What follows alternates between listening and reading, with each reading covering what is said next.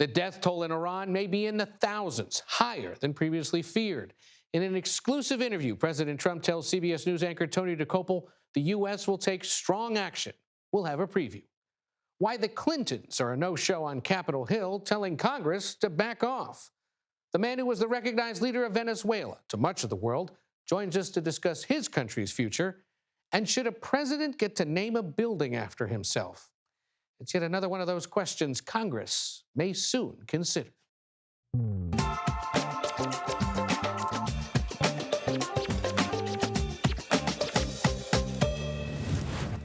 Happy Tuesday and welcome in. I'm Ed O'Keefe in for Major Garrett. This is the Takeout. As reports out of Iran suggest, the situation there is much more violent than initially thought. President Trump is threatening to take, quote, very strong action if authorities there begin hanging anti-government protesters this week, as is feared. And the president acknowledges there's a pretty substantial number of people who've been killed in more than 2 weeks of demonstrations against the regime.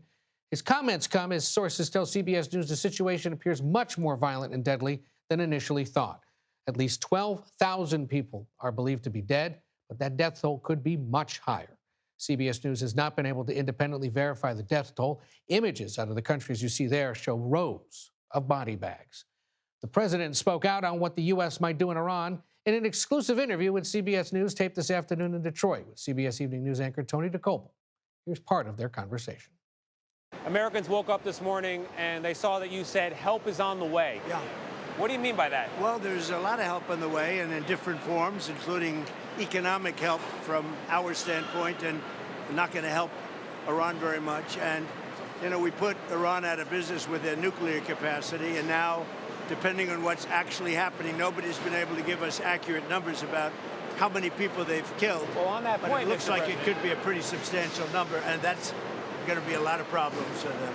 a lot of problems. On that point, you did say the U.S. would get involved if Iran started killing protesters. Yeah. They have, by the many thousands, according to reports. Well, we'll see what that is. I've heard two numbers, but we'll see what that is. Well, now we're hearing that they're going to start hanging protesters tomorrow. So it comes back to the question, have they crossed your red line, or has the line moved? I haven't heard about the hanging. If they hang them, you're going to see some things that I don't know what where you come from and what your thought process is, but you'll perhaps be very happy.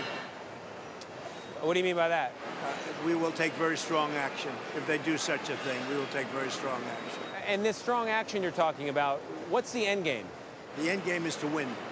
I like winning. How do you define that in Iran? Well, let's define it in Venezuela. Let's define it with al-Baghdadi. He was wiped out. Let's define it with Soleimani. And let's define it in Iran, where he wiped out their Iran nuclear threat in a period of about 15 minutes once the B-2s got there. And that was a complete obliteration, as it turns out, which is what I said initially. Then some questioned it, and they said, you know, Trump was right. So we've been right about everything. We don't want to see what's happening in Iran happen. And, you know, if they want to have protests, that's one thing. When they start killing thousands of people, and now you're telling me about hanging, we'll see how that works out for them. It's not going to work out good. You can watch the rest of Tony's exclusive interview with President Trump tonight on the CBS Evening News at 6:30 p.m. Eastern on CBS. For more on the situation in Iran, CBS News senior foreign correspondent Elizabeth Palmer joins us now.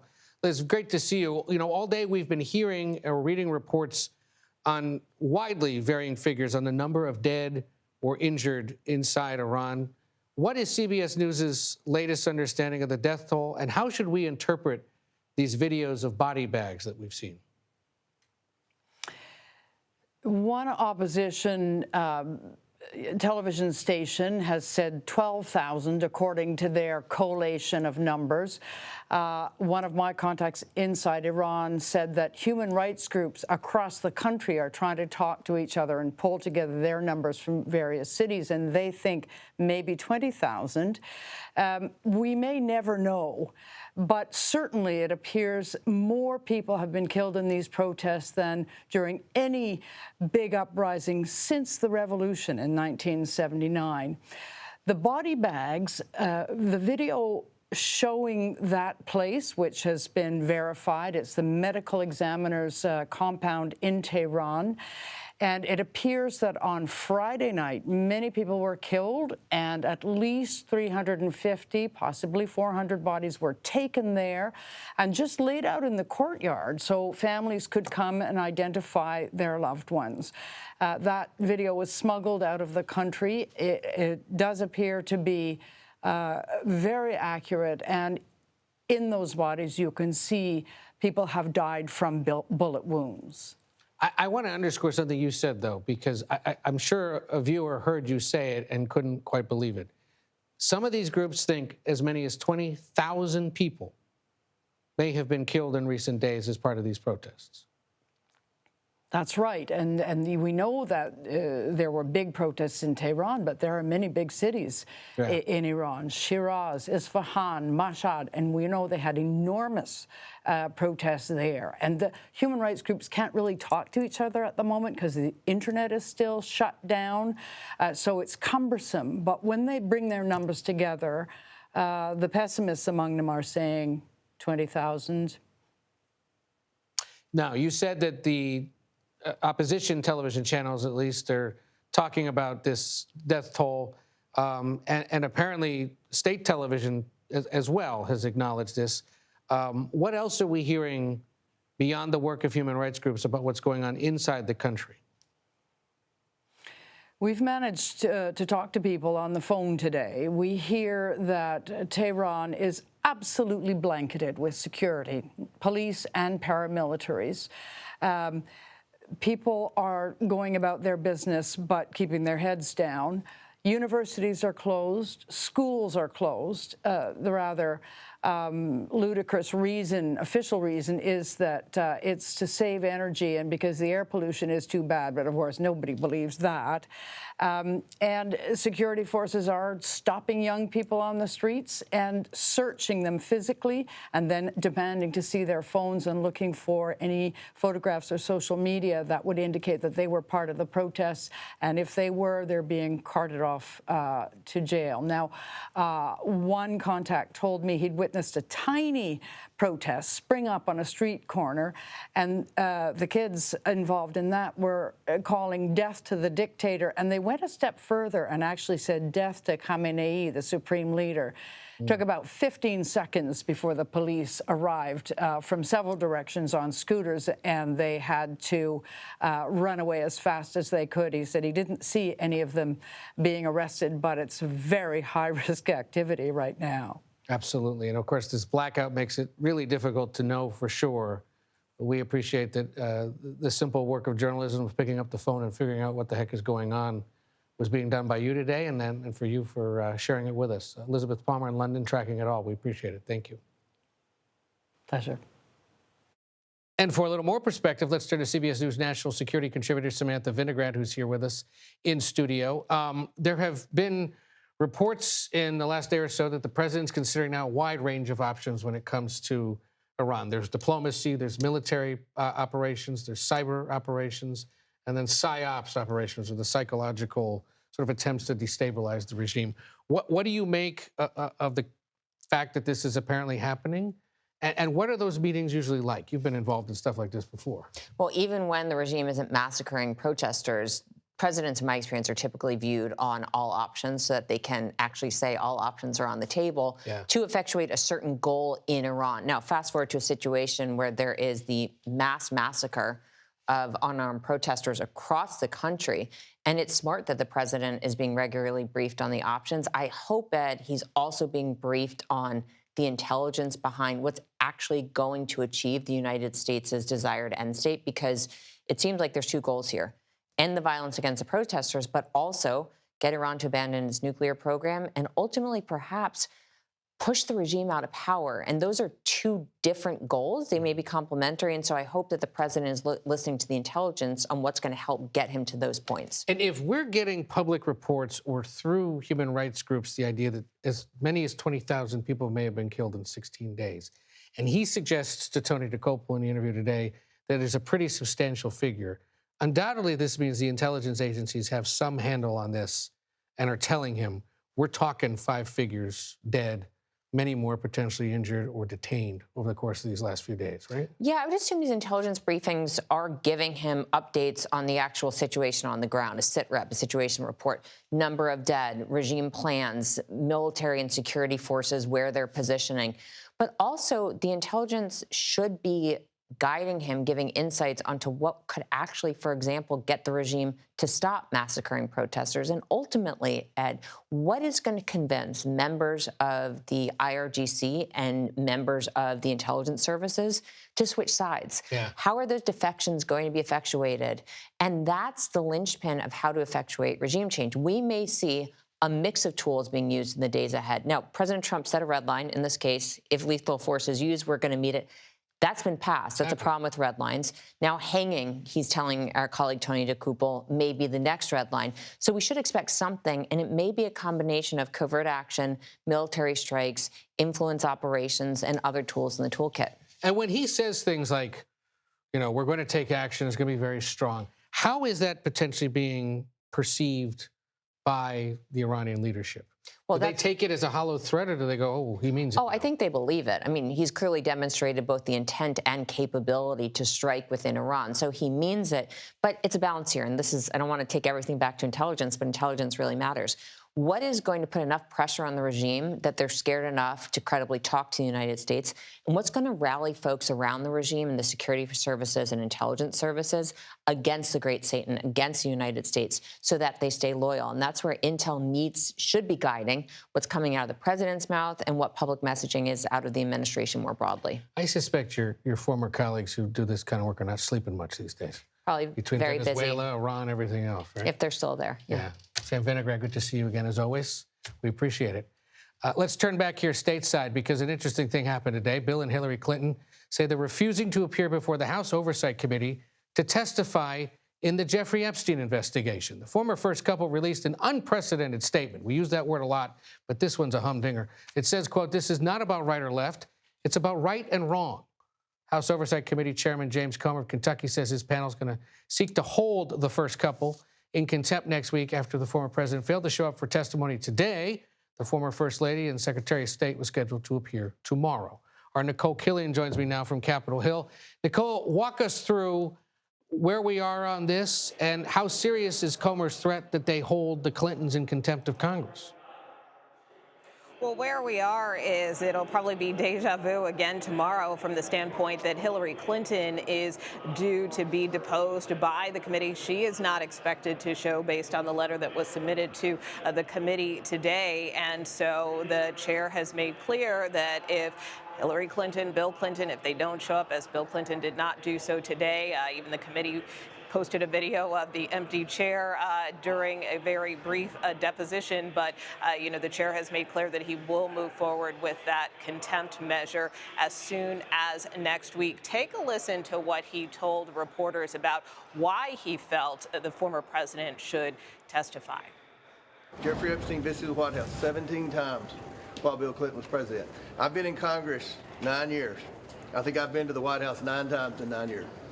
Epstein was in the White House double the amount of time that I was under one president.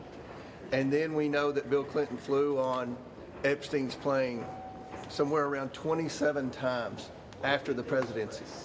So no one's accusing Bill Clinton of any wrongdoing. We just have questions. And the chair said that this was a bipartisan vote to subpoena the Clintons. Here's how they responded in their letter to the committee. Quote, "Every person has to decide when they have seen or had enough and are ready to fight for this country, its principles, and its people, no matter the consequences. For us, now is that time." The Clintons argue, and their lawyer argue, that they have cooperated with the panel. They've provided what information they do have with respect to the investigation, and they feel that this is simply politically motivated to try to embarrass them. Well, we will see where it goes. Nicole Killian, thank you for that recap. We appreciate it. Still to come, former Venezuela opposition leader Juan Guaido joins me. He fled to the U.S. after a failed coup against Nicolas Maduro. What he has to say about bringing democracy back to his home country. Plus, 2 landmark Supreme Court case hearings could shape the future for transgender athletes nationwide. Chief Legal Correspondent Jan Crawford will be here to break it all down. And are January 6 rioters now working for immigration and customs enforcement? Well, Democrats want to know. Takeout returns in 90 seconds.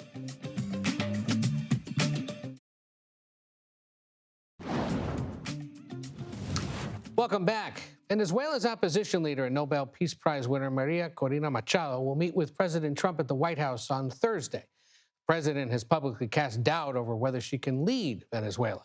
That appears to be part of the reason why Machado has floated gifting Trump the Nobel Peace Prize she won late last year. Former interim Venezuelan President Juan Guaido joins me now here in Washington. Before Machado's opposition movement, his presidency was recognized by the United States and more than 50 other countries. Since 2019, he's been living in exile since failing to oust Maduro. Mr. Guaido, good to see you. Thank you for being here. How do you assess how the Trump administration is handling the situation in Venezuela since the extraction of President Maduro? I mean, first the extraction, a successfully one. I mean, we Venezuelans felt like justice, you know, and not only justice, an opportunity and a hope to not only re-entry our country. Millions, 9 million Venezuelans have fled from our country, but in this moment also to recover democracy. I mean, we know we're not naive about the situation. President Trump, either, or State Secretary Marco Rubio, when they say Delcy Rodriguez has to commit to cooperate. If she doesn't, she faces the same consequences as Maduro or worse. Mm-hmm. So there is no naiveness here about the situation. For in this moment, I have to say we feel happy, optimistic, but we know a lot of tasks have to make to achieve a full democracy restoration back in Venezuela. And I know you have said you actually supported the idea of removing Maduro the way the Trump administration did. I mean, we try everything back in Venezuela. Elections, we won an election in 2024 with Edmundo González Urrutia. Maria Corina Machado was banned from that election for the regime in 2019. President Trump and 60 countries in the world recognized me as interim president in Venezuela, asking for a free and fair election. I mean, we are trying everything since maybe 15 or 20 years ago. This situation is Maduro-made. Mm-hmm. They avoid a negotiation. They avoid a commitment to democracy. And this is an also opportunity, not only to Venezuela, the end of impunity of these kind of regimes, Maduro, Cuba, Nicaragua, only talking about Latin America, is a strong message to the world. You have called the interim president, Delcy Rodriguez, an interim dictator. How would you like to see her replaced, and how quickly? An election. I mean, it's not only about the president. It's about the National Assembly back in Venezuela. It's about the restoration of the powers, the independence of the judicial system, the electoral system. I mean, we have to dismantling a criminal organization. We're not naive, again, about the situation.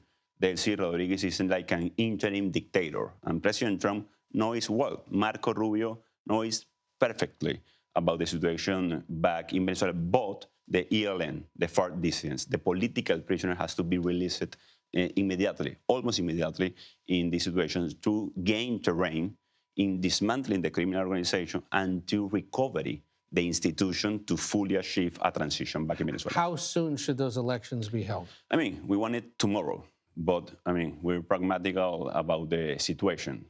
The situation back in Venezuela has to be stabilized. And Secretary Rubio said in a good way, a good framework to settle the situation: transition, stabilization, and recovery. I mean, not exactly maybe in that order, but stabilization is important. I mean, we got guerrilla back in Venezuela. We had to contain that situation back in our country and to promote, again, the fully independence of power back in Venezuela. If we got a sooner election, better to democracy, better to the region, better to the markets also. The oil industry, the mineral situation back in Venezuela, that's a good news also to the region. Maria Corina Machado, as we said, is expected to meet with the president later this week. She, of course, won an election in 2024 to serve as vice president, but she's the leader of the opposition, or was the leader of an opposition party in Venezuela at the time. What should she be asking for of President Trump? I mean, our main agenda, years ago, our goal, our biggest achievement is democracy. I mean, our agenda is about democracy, also about recovery the oil industry, also about how 9 million Venezuelans could return to Venezuela to rebuild. So that's our main agenda. I mean, that's not a secret. That is not but we have to, in this moment, we trust, we are confident in the Trump administration to work together. I mean, again, they're not naive about the situation. We either, so democracy have to be our agenda for sure. Her party, her movement is a little more center-right. Yours is a little more center-left. You were interim president, or you recognized by dozens of countries around the world. When those elections are held one day in Venezuela, do you intend to go home and run again for president? I mean, first, the situation, I mean, the ideological ubication, for me, it's kind of anachronic in this time, in this era. The situation in Venezuela is about dictatorship, regime, and democracy and liberty. I already served as interim president, president of the National Assembly. I want to serve as a citizen in Venezuela. Maria Corina Machado could run, for sure, but also a lot of Venezuelans to National Assembly, to Congress, to be mayors, governors. We need a full transition to democracy in the shortest term possible. But you've got that look on your face that says, yes, I'd like to run again one day, maybe. I served as president with only 35 years old. Right. Of national. Very young. Yeah, I mean, I have bought my 2 daughters, 8 years and 4 years old. I mean, I want them to return Venezuela. I mean, it has a million. So that's when you speak about the return, immediately I have to smile and with that possibility. And that is possible because they struck Maduro. We should note the politicians in every language in every country don't directly answer the questions about their future. Perhaps a good sign of democracy all over the world. Juan Guaido, thank you for being here. Good luck, and we appreciate you taking the time. Can states limit transgender athletes from participation in women's sports? The Supreme Court takes up the issue, and we look at their arguments next on The Takeout.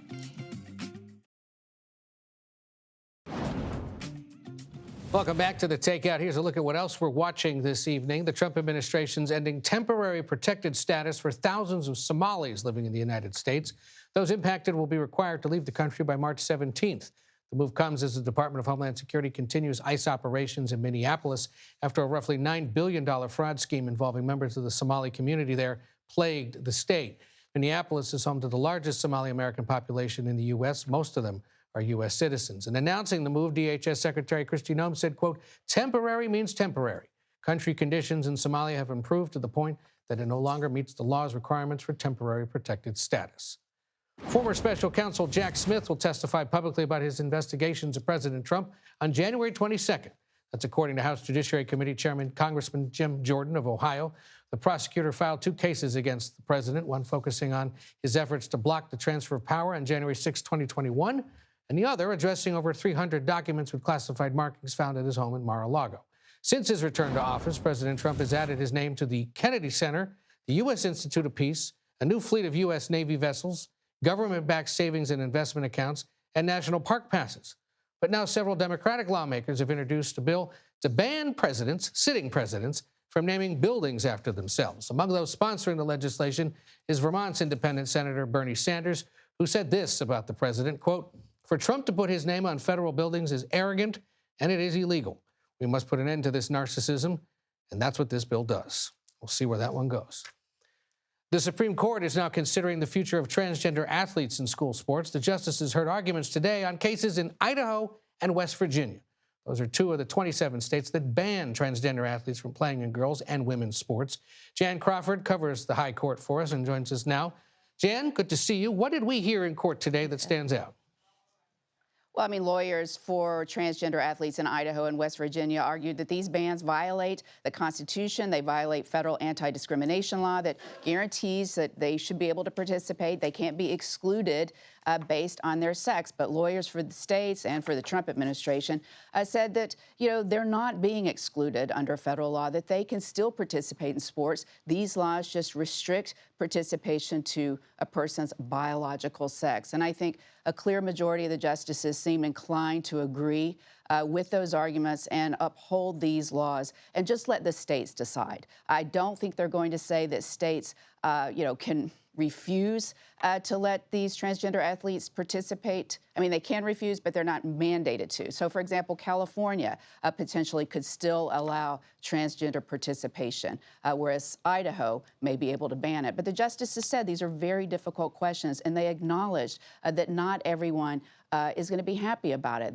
that some people may not want to play on the team of their biological sex. Take a listen to what Justice Brett Kavanaugh had to say in this exchange.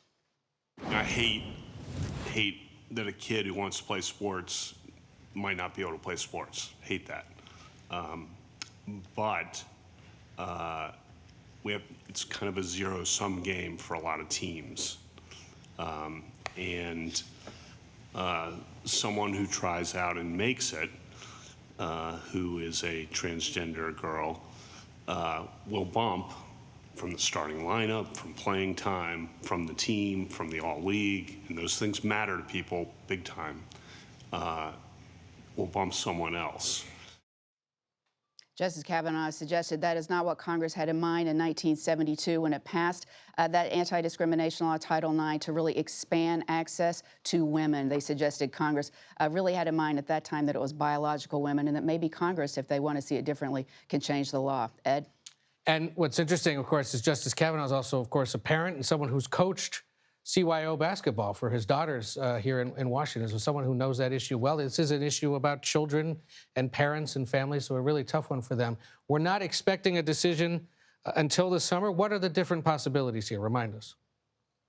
You know, I mean, obviously that's right. I mean, this is a harder case, but I think what we saw from the arguments today is that they're going to keep this focused on sports. I think they are going to allow states to restrict participation to a person's biological sex, as they put it, but they're going to keep it narrowly focused on sports. So it's not going to get into issues like bathrooms or, same-sex spaces, locker rooms, prisons, that kind of thing. It seems like it will be pretty narrowly focused, but nonetheless, Ed, that will be a big victory for people who have been pushing to kind of keep the sex separate and keep these spaces separate for biological women.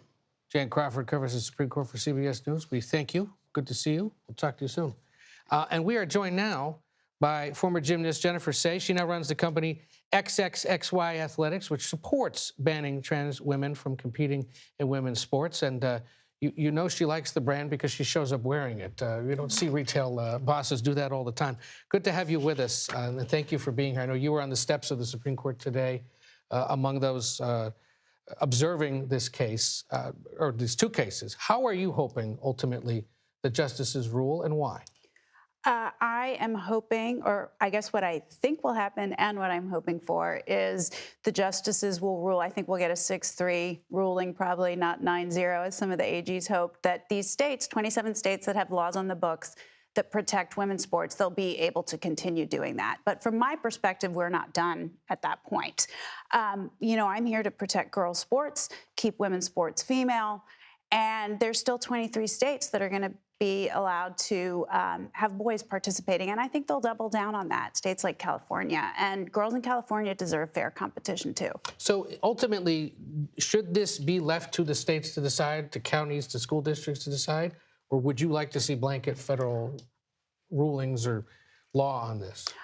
I would like to see federal legislation that reifies Title IX as it was intended. Title IX was created to protect women's sports and give women equal opportunity, women and girls equal opportunity in the education system, not males who believe themselves to be women. If transgender athletes in those states that ban this aren't allowed to compete in women's sports, where and how should they compete? In boys. It's that simple to do. They're male. So they can compete on that side. Sports, they make it. Absolutely. Sports are not about identity. They are about, the category is based on bodies. That is women's and men's, girls and boys. There's ages, there's weight classes. If a heavyweight thinks of himself as a welterweight, he does not get to compete down a weight class. It's based on actual bodies. And they possess male bodies and they can compete in boys. And if they don't make the team, well, lots of people don't make the team. Yeah. Are you afraid a ruling in favor of the bans, as you're anticipating, could have any unintended consequences and weaken Title IX protections in some way? I don't think it weakens Title IX.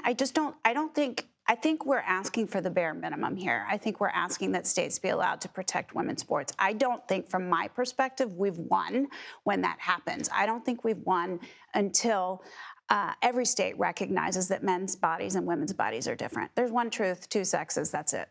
And what's, I think, interesting to some is while the courts are still working on this and may ultimately settle at least this specific part of it, it does seem as if public opinion is on your side, almost overwhelmingly so at this point, that girls do girl sports, guys do guy sports. I think the public understands that there are two sexes. I think the other side, the side that is the opposite of mine, has done a very good job for the last 20 years of convincing people of a fiction.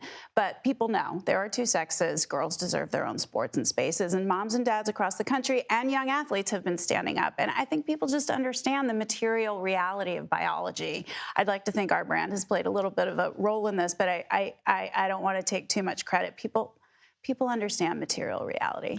And to those who say, because there is no uniform way to know how many transgender athletes are participating in women's sports or vice versa, it doesn't appear to be a very big or widespread issue, you say what?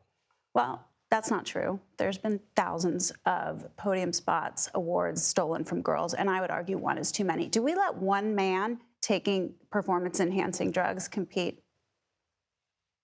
No. Well, the Olympic movement certainly has let some through, and then it comes back. You'll find out later that there's issues with it. But right, I see but your now point. there's pretty aggressive and disciplined testing. And all I'm asking for is testing for sex, which is what the Olympic movement had until 1999, and then they stopped at that point. One is too many. Girls deserve fairness. So you get your ruling the way you anticipate it goes, which is, in essence, provides clarity for the way forward. And you continue pushing until all 50 states ban this. All 50 states and all governing bodies. The U.S. Olympic Committee, the International Olympic Committee, I believe we need to push to test for sex again. It's a simple cheek swab. It's not invasive. All right. Jennifer Say, thank you for being here. Thank you for having me. Blocked from investigating the Minneapolis shooting, several career prosecutors at the Justice Department Civil Rights Division leave their jobs. What we're learning about the mass resignation, coming up next on The Takeout.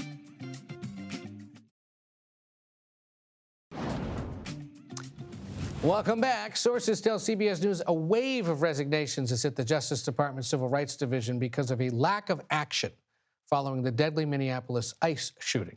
Scott McFarland's been reporting on this and joins us now. I was bugging you early this morning saying, wait, why would the Civil Rights Division be responsible for investigating this shooting? And the answer was, if there's an accusation of a misuse or excessive force used by law enforcement, the Civil Rights Division of the federal prosecutor's offices lead that. That's a outgrowth of the civil rights era, when there obviously were face-offs between law enforcement and communities. The Civil Rights Division handles these types of things historically. They are not leading an investigation of a potential deprivation of color of law or excessive force by the immigrations officer. So you have departures in the wake of that. Multiple departures inside the Civil Rights Division. They were announced at a meeting that was held for the staff on Monday. You also have at least a half dozen departures in the U.S. Attorney's Office in Minnesota, which would be lead on this. It's also not an inconsequential bit of timing because this controversy is only bubbling up. I was going to say, these are the prosecutors in Minneapolis who have been dealing with the underlying concerns about fraud across the state, right? Not only are they the one tasked with handling the fraud cases that have already been brought, the ones that have been emphasized by the White House, any future fraud cases that are to be brought. What's more, they're also handling an assassination investigation of House Speaker Melissa Hortman. That's right, from last summer, in Minnesota. So they've got some big things on their plate. They have fewer people to handle it now, and that is the microcosm of the bigger issue here, Ed, which is the Department of Justice has been losing people by the hundreds, many of them leaving in protest over what they're seeing, and they still got to get the work done. And if you're leaving now, almost a year into the Trump administration, it means you weren't part of that first wave that was like, I don't want anything to do with this when he starts. This was the, I'll see how it goes crowd. And less than a year in, they're going, time to go. I think that's the proper context and framing it, exactly how I would frame it, because you have people who found this to be a bridge too far when there were no bridges in sight over the past year. That should give you an indication of what an inflection point this Minnesota shooting is for the lifelong career prosecutors inside the Department of Justice. You also have some reporting on House Democrats asking the Trump administration if any January 6th rioters now work for ICE? Yeah, the ranking member of the House Judiciary Committee has submitted a formal inquiry to the Department of Homeland Security and the Department of Justice for lists or information on anybody who was pardoned for January 6th now working as an ICE agent. Considering all the background noise about ICE, there's interesting timing to this inquiry. Congressman Jamie Raskin, who's the ranking member of the committee, says with all the masking of ICE agents, we have no idea who's working for whom, and the Department of Homeland Security does not release names of its agents, they say, to prevent doxing. So all of this is a mystery. We reached out to the Department of Homeland Security for reaction. A spokeswoman said that they find Congressman Raskin's letter to be reckless and political. They don't deny any January 6 rioters work for ICE, nor will they release identities, they say, to protect the agents themselves. But what started this for Raskin? Was this like an online thing that people went, well, if these guys were masked on January 6th, why wouldn't they potentially be getting a job that lets them shield their identity? To be clear, that online chatter is very much prevalent. It's existed for some time now. Congressman Raskin brought up the possibility at a hearing Thursday of the Judiciary Committee. He is following up with a formal inquiry to just get a clear answer, yes or no. All right, we'll see where it goes. Scott McFarland, thank you for being here. Appreciate it. We choose Denmark. That's the message from Greenland's prime minister ahead of tomorrow's meeting with U.S. officials here in Washington. Our political panel weighs in as a Republican lawmaker introduces a bill seeking to make the island the 51st state. You're watching The Takeout. Welcome back to The Takeout. The Trump administration is pushing forward with its desire to control Greenland.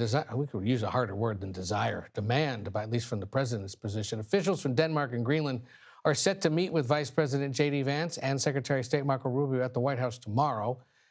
As Greenland's prime minister says he wants his nation to remain part of Denmark and not to be tied to the United States. Let's bring in our political panel because eventually all things become political. Republican strategist Aaron McGuire and Democratic strategist and CBS News political contributor Chuck Rocha. Good to see you both.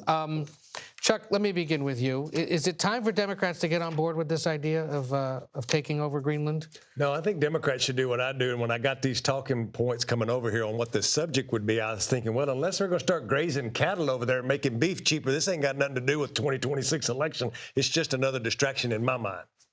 You think that's all it is? I really do. I really do. I don't think people could give two you-know-whats about what's going on over there. I think people are worried about making ends meet every day at their house. I mean, this was my question for you. Do Republican voters get why the president cares about? I mean, there's an obvious national security, geopolitical balance of power argument to make, but when the economy and inflation are the number one and number two issues. Yeah, I'm going to agree with my good friend Chuck here, is that it's not registering to voters, either Democrats or Republicans. This isn't something that's going to sway any voter. But I think that your point's correct. In terms of what the Trump administration, I believe, is trying to do here is what classic Trump does. He makes a big, bold gesture, a big, bold thing, and then he tempers it back. I really do think that this is more directed strategically to your geopolitical point against Russia and China and securing a closer allyship with Greenland. I know Trump likes to do it by slamming people over the head with a sledgehammer in order to make that happen sometimes. But given how tenuous things are moving in the Arctic right now, geopolitically speaking, there is certainly a long-term gain to bringing Greenland closer to the United States. We were talking earlier, Chuck, about the Clintons and their pretty extraordinary letter to the chairman of the House Oversight Committee about not showing up to testify in the ongoing Epstein probe, essentially saying there are times when people have to stand up and say stop, and this is when we're doing it. Also making the point that 7 of the 8 other people subpoenaed were allowed to just submit statements. Why are you dragging us in? But this puts Democrats in a tricky situation because you've been very critical of and basically seeking blood from the Republicans involved in this. Why not the Clintons, who were certainly closely associated with them? Look, I've said this on this program. I've said it on others. Democrat, Republican, anybody involved with what they were doing with these young women should be there and do this. And I think it does put some Democrats, but I think if Democrats stay to their core, they say, look, this is a distraction. Again, it's kind of like Greenland. This ain't got nothing to do with making people's lives better. It's another distraction. But I'll be on record today saying Democrat, Republican, Independent, the President of the United States, anybody else, they should be before Congress explaining their relationship with this man. There are liberals, those on the left, saying if they refuse to cooperate, if they refuse to show up, Why not have Democrats expel the Clintons from the Democratic Party? Just say, if you're part of this too, just like all those Republicans. As somebody who worked for Bernie Sanders, I've been trying to expel him for a good time now. It's going to take a minute, just like the Obama folks. I think there's a whole bunch of people in our party who've been doing things the wrong way for a long time, and I think it's time for a new set of priorities within the party, going back to working class values that made me join this party if we're ever going to take on Republicans and win back power again. This is an example of whataboutism, though. Like, well, if you're going to talk about the Trumps, what about the Clintons and the fact that he was associated with them and went on his plane dozens of times? I mean, again, does this work? Does this help with the base? Does this help turn out voters? Oh, it certainly, I think, helps with the base, right? This is red meat all day for the base. Do I think it helps with voters? Absolutely not. I think talking about the economy, gas prices, jobs, affordability, education. We could be talking about the Supreme Court right now and protecting girls' sports and girls' institutions.